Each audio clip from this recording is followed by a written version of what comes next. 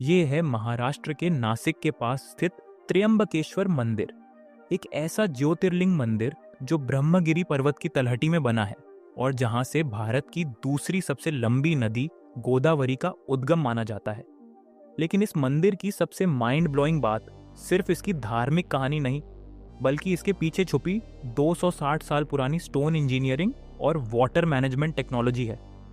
सबसे पहले इसके स्ट्रक्चर की बात करते हैं।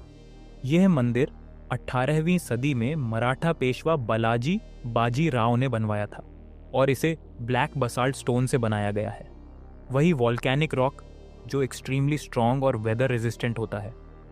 सबसे इंटरेस्टिंग बात यह है कि इन पत्थरों को बिना मॉडर्न सीमेंट के प्रिसीजन इंटरलॉकिंग टेक्निक से जोड़ा गया है, जिससे स्ट्रक्चर आज भी अर्थक्वेक्स और हेवी मॉनसून के बावजूद स्टेबल खड़ा है। अब असली इंजीनियरिंग गर्भगृह में दिखाई देती है, जहां ज्यादातर मंदिरों में शिवलिंग ऊपर प्लेटफॉर्म पर होता है, वहीं यहां शिवलिंग ग्राउंड लेवल से नीचे एक डिप्रेशन में स्थित है। इसका रीजन सिर्फ धार्मिक नहीं बल्कि साइंटिफिक भी माना जाता है। यह design natural ground water seepage को मेंटेन करता है, जिससे शिवलिंग के पास हमेशा पानी बना रहता है और स्टोन ड्राइंग क्रैक्स से बचा रहता है। लेकिन असली जीनियस वाटर इंजीनियरिंग में है।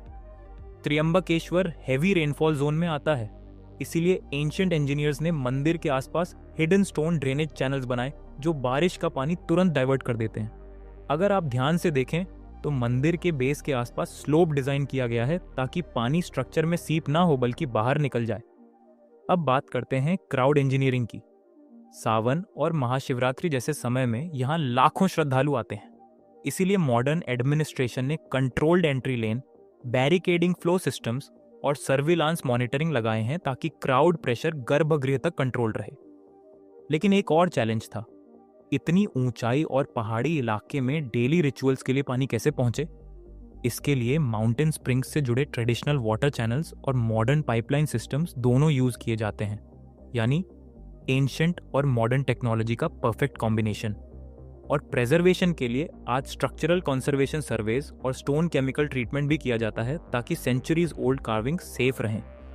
अक्सर लोग सोचते हैं कि मंदिर सिर्फ आस्था का प्रतीक होते हैं, लेकिन त्र्यंबकेश्वर को देखकर समझ आता है कि ये places ancient civil engineering, geology और हाइड्रोलॉजी के रियल लाइफ लैबोरेटरीज थे, जहां डिजाइन सिर्फ सुंदरता के लिए नहीं बल्कि हजारों साल टिके रहने के लिए बनाया जाता था।